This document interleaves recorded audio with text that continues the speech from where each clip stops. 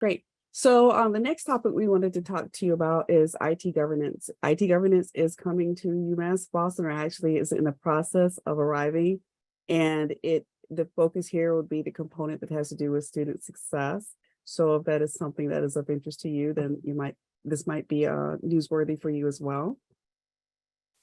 So this is the structure that the university is putting in place to help enable visible decision-making and communication processes.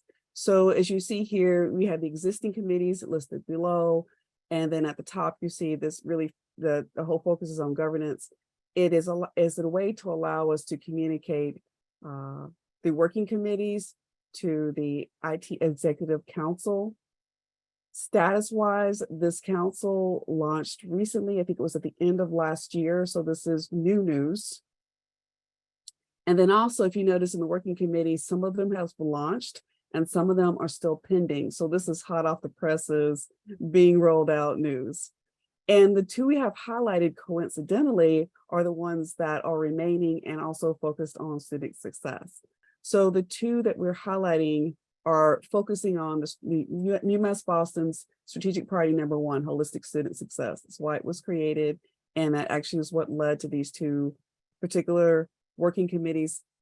The data management and analytics committee is focusing on the information that it takes to make informed decisions to aid in student success. So this team would be responsible for making decisions on what to recommend from an investment perspective, processes, strategies, anything having to do with analysis and data management. This team would be focusing on at a strategic level.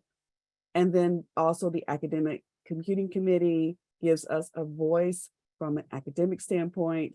This is the working committee that would provide guidance on the priorities, investments, and experimentation that as it relates to enhancements in learning spaces, advancements in instructional practices, and educational technologies. So those groups are in the process of forming, and you ideally will be receiving more information from Aperva on this as well, but consider this to be a conduit for influence. So these working committees would consider proposals, for example, and ideally there's communications from these committees. So that is the whole point of this IT governance, to have a more structured process and a more visible and transparent process. So definitely wanted to make you aware of that. And again, this is something that is being rolled out, so more to come on that. But if you do have an interest in learning more, you want to make sure that you're tied in, I would definitely make sure that you connect with Aperva or somebody in the IT governance framework to find out more information.